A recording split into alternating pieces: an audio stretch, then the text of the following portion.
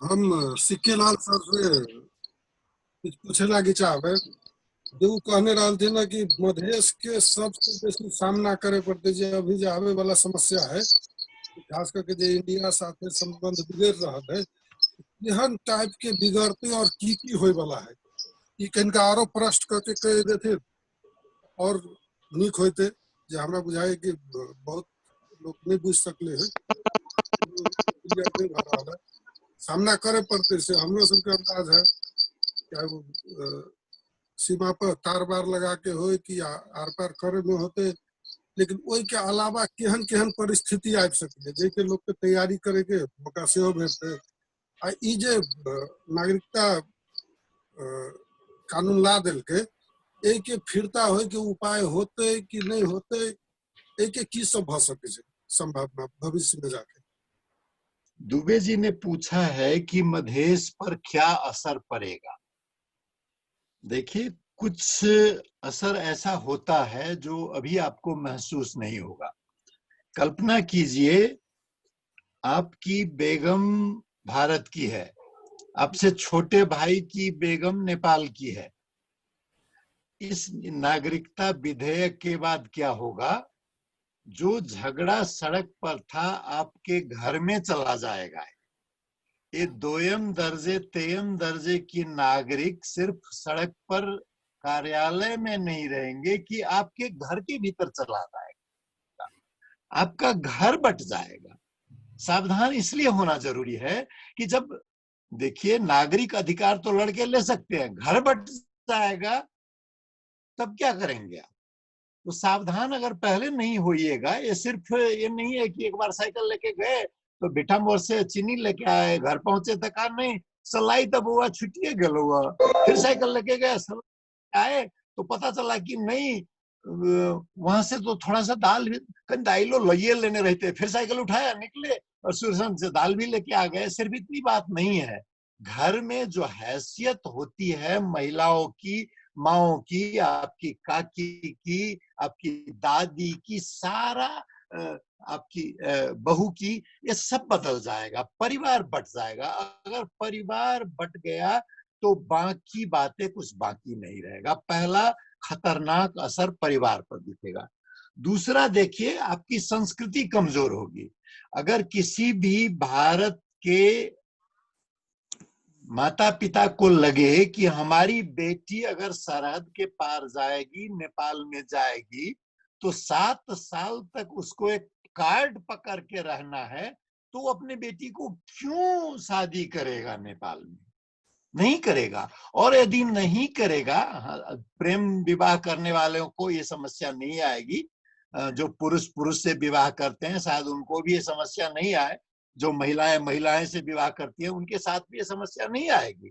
मगर जो विवाह का संस्था है अभी तक, उस संस्था टूटेगा और उस संस्था का टूटना संस्कृति का भी टूटने का शुरुआत वहां से शुरू होगा। इसीलिए भी सावधान होना जरूरी है। तीसरा क्या होगा? मान लीजिए आपकी बेगम के पास कार्ड है, आप नागरिक हैं, आप जाते हैं जमीन खरीदने, आपको, क्योंकि अधिकारी लोग तो एक खास समुदाय के लोग हैं, यहाँ पर खास लोग हैं, वो खास लोग क्या कहेंगे, हो ना स्मतालिकटी हेरनु पर्छ यदि कह दिया तो वैसे ही तो लटके हुए थे और लटके रह जाएंगे।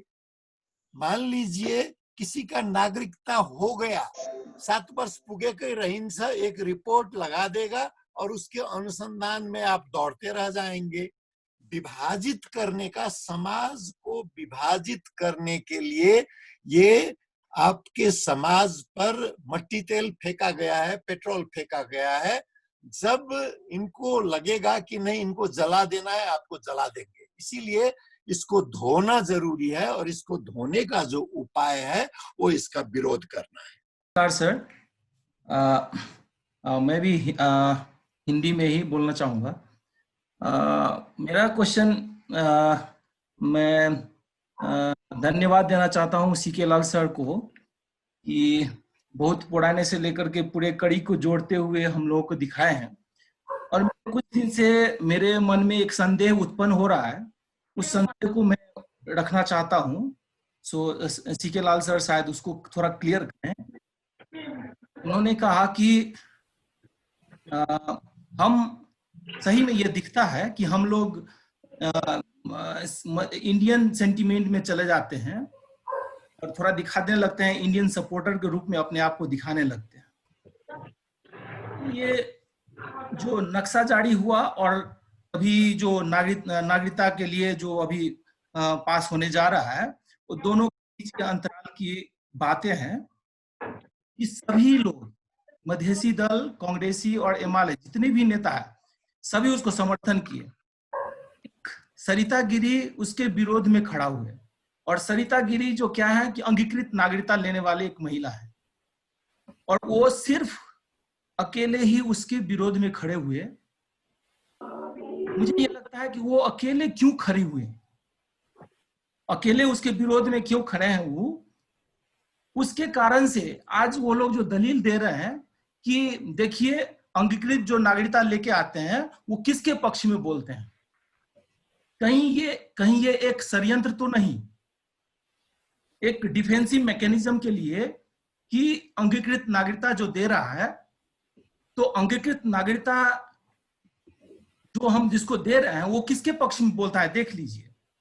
ये एक डिफेंस के लिए कहीं एक षड्यंत्र तो नहीं।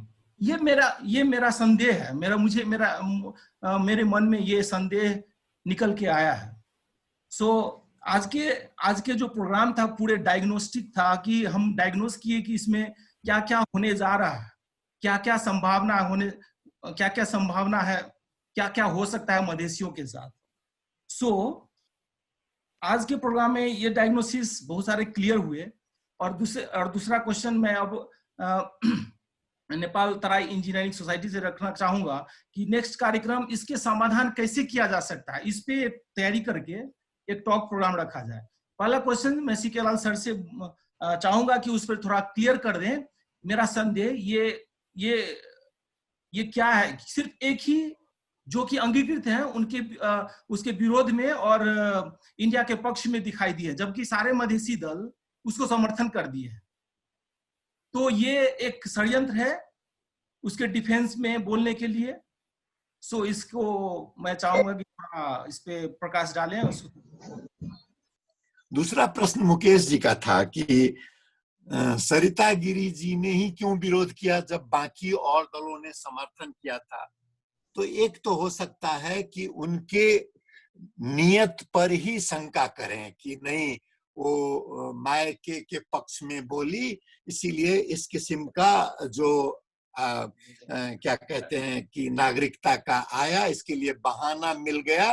तो वो हो सकता है कि सत्ताधारियों से मिली हुई हो, उनके नियत पर शंका करना होगा। मैं उनकी नियत पर शंका नहीं करता हूं, किसी के नियत पर बिना प्रमाण शंका नहीं करना चाहिए। उनको अगर आप शंका का लाभ दे तो तीन बातें हो सकती है। एक बात ये हो सकती है कि उनको लगता हो कि सत्य के पक्ष में मुझे खड़ा होना है, भले ही मैं अकेली रहूं। और सत्य तो ये है कि अगर ये नक्शा पास भी हुआ है तो पहले जो पुराने नोट हैं जिस पर नक्शा है उन नोटों को जलाना पड़ेगा, जो पुराने सिक्के हैं उन सिक्कों को गलाना पड़ेगा, जो पुराने पाठ्य पुस्तक है महेंद्रमाला समेत उन सभी पाठ्य पुस्तकों को जलाना पड़ेगा। तो एक गलत हो रहा है। जब गलत हो रहा है तो उसके विरोध में नहीं बोलना अनैतिक होगा, इसीलिए उन्होंने सत्य के पक्ष में बोला हो, ये भी हो सकता है। और तीसरा ये भी हो सकता है कि मैं अगर बोलूं तो हो सकता है ये जो बेवकूफ लोग अपना पूरा ऊर्जा गलत काम में लगा रहे हैं, इनकी समझ में कुछ बातें आ जाए और जो महत्वपूर्ण बात पर है उन महत्वपूर्ण बात पर चर्चा हो, इस किस्म की कुछ बात हो, ये भी तो हो सकता है। तो उनकी नियत पर धन्यवाद। म पनि अब नेपालीमै सबैलाई बुझ्ने गरी खास गरी तीनैजना प्रस्तुताहरूले जुन प्रस्तुत गर्नुभयो उहाँहरूलाई धन्यवाद। धेरै राम्रो प्रस्तुतिकरण गर्नुभयो र मेरो प्रश्नभन्दा पनि सीकेलाल सरलाई कोइरी मात्रै हो। हामीले जुन मधेस शब्द आफूलाई मात्रै मधेसी भन्ने जुन खालको एउटा नेपालका शासकहरूले पनि हाम्रो भूगोल र हामीलाई मधेसी भन्ने उता भारतका शासक र त्यहाँका मान्छेहरूले पनि हामीलाई मधेसी भन्ने, त्यो शब्दको उठान कसरी भएको हो? हामी मात्रै मधेसी हो कि नेपालको शासकहरूले मोदी, लालु लगायतका सबैलाई मधेसी भन्ने गर्छन्? उनीहरूको भनाइ त्यो छ।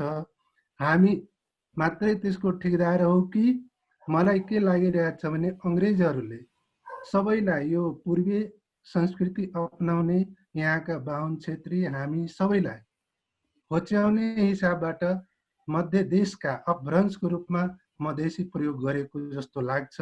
त्यसमा एकदम धेरै डिप ज्ञान भएकोले म सिकालाल सरलाई त्यो बारेमा स्पष्ट गरिदिनको लागि अनुरोध गर्छु र सबैलाई जानकारी होस्। जहाँसम्म अङ्गीकृत नागरिकताको सवालमा सबैजनाहरूको प्रस्तुति अब थप एउटा कार्ड दिएर केही सुविधाहरू दिनुभन्दा राजनीतिक अधिकार त अलरेडी कटिसकेको छ। हाम्रो अम्बिकेशजीले जुन भन्नुभयो नि त्यो एकदम सही हो। त्यो अङ्गीकृत नागरिकता इमिडिएट दिनुपर्छ भन्ने मलाई लाग्छ सबैको माग पनि हो र त्यसको लागि के गर्नुपर्छ त्यसमा सबैजना लाग्नुपर्छ। धन्यवाद। कृष्णदेव जी ने बहुत अच्छा प्रश्न उठाया कि ये मधेश शब्द आ कहां से गया। आपको बता दूं, किसी भी भारतीय को मधेसी नहीं कहा जा सकता है। भले ही मरसिया कह दे अलग बात है, मधेसी नहीं कहते हैं। मधेसी जो नेपाल में, मधेसी शब्द सिर्फ नेपाल में है, तराई भारत में है, तराई उत्तराखंड में है, तराई कश्मीर में है, तराई असम में है, तराई त्रिपुरा में है, मधेश सिर्फ नेपाल में है। और यह आया कहां से? पहले मल्ल का जब शासन था नेपाल उपत्यका में, तो वो बजिया कहते थे मधेश से आने वाले लोगों को। अभी भी गाली देते वक्त बजिया कहते हैं, नेवारी में भी और नेपाली में भी। वो क्या कहते थे कि बज्जी का गणतंत्र, बज्जी गणतंत्र से आए हुए लोग। कैसे देश के लोग हैं? इनका तो राजा भी नहीं है, अगर राजा नहीं है तो असभ्य है, इसीलिए बज्जिया गाली बन गई। उसके बाद क्या आया कि भदेसिया, भदेश कहते हैं हिंदी में, भोजपुरी में, मैथिली में असभ्य क्षेत्र को, ऐसा क्षेत्र जहां सभ्यता ना पहुंचा हो, तो भदेसिया कहने लगे कि इनको कपड़ा पहनना भी नहीं आता है, इनको मुंह धोना भी नहीं आता है, भाषा भी नहीं आता है, तो भदेसिया है ये। वो भदेसिया मधेसिया हो गया। अभी जब भारतीय को मधेसियों को जोड़ के तब धोती कहते हैं, मधेसियों को मधेसी कहते हैं, और मधेश में रहने वाले पहाड़ी मधेसी दोनों को कहना हो तब कहते हैं कि तराईवासी कहते हैं। तो इन्होंने भदेसिया कह के घृणा के रूप में मधेसी शब्द लिया था।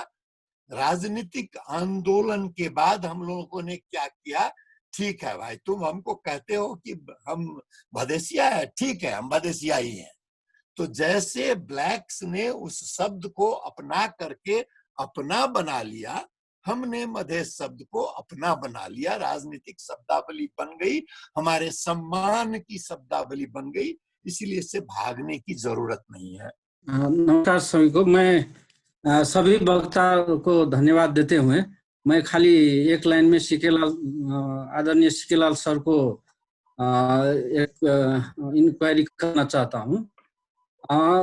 इस संदर्भ में, अभी नागरिकता के संदर्भ में राजनीतिज्ञ को क्या करना चाहिए, बौद्धिक वर्ग को क्या करना चाहिए, विद्यार्थी को क्या करना चाहिए और वकील को क्या करना चाहिए, कृपया इस पर थोड़ा अभी के संदर्भ में हाईलाइट कर दीजिएगा।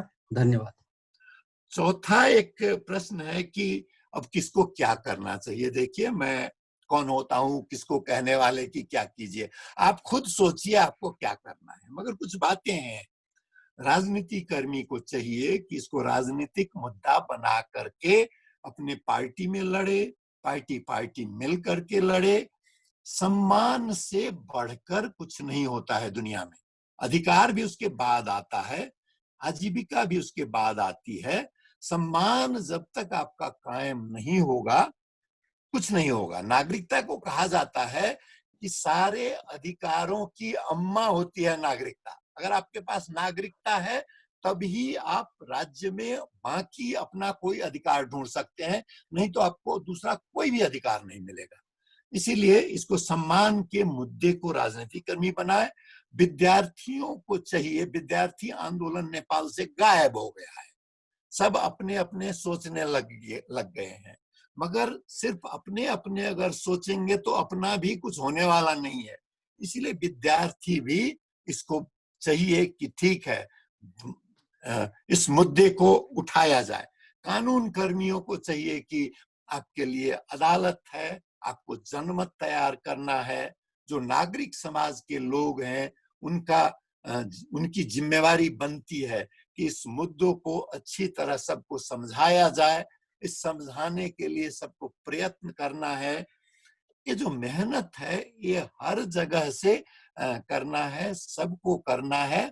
और बाकी जो लोग इसी में खुश हैं तो कहते हैं कि सुअर को बहुत मजा आता है नाली में, उसको क्या जरूरत है सफा पानी में रखने के लिए। तो जो लोग नाली में खुश हैं उनके साथ लड़ने ना जाए, उनको मजा आएगा, आपके देह पर छींटे पड़ेंगे। तो जो नाली में मस्त है कि नहीं नेपाल जो है वही ठीक है, उनको अच्छी तरह से अपना मजा लेने दें नाली में। हम जो है अपने अपने जगह से पानी को सफा करने के प्रयत्न में लगे रहे। सम्मान से बढ़कर इस दुनिया में कुछ नहीं होता है। किसी के लिए नौकरी बड़ी होगी, नौकरी तो दास को भी मिलता है। पिंजरा अगर सोने का भी हो, पिंजरा ही होता है। भले ही पिंजरे में, राजा के पिंजरे में सुबह शाम आपको मोती खिलाया जाए, फिर भी वो पिंजरा ही होता है। पिंजरा से मुक्त होने के लिए सबको अपनी अपनी जगह से संघर्ष करना है, और संघर्ष निरंतर होता है। लोग कहते हैं ना कि पहला मधेश आंदोलन हुआ, दूसरा मधेश आंदोलन हुआ, तीसरा हुआ, तो क्या हुआ? अरे जहां थे वहां से आगे आए हैं और आगे जाते रहेंगे। जिस दिन संघर्ष खत्म हुआ उस दिन आपका सम्मान गया। जीवन संघर्ष का नाम है, बैठने का नाम नहीं है। यही आप सबसे विनती है। आप लोगों ने मेरी बातें सुनी, इसके लिए आप सबको बहुत बहुत धन्यवाद।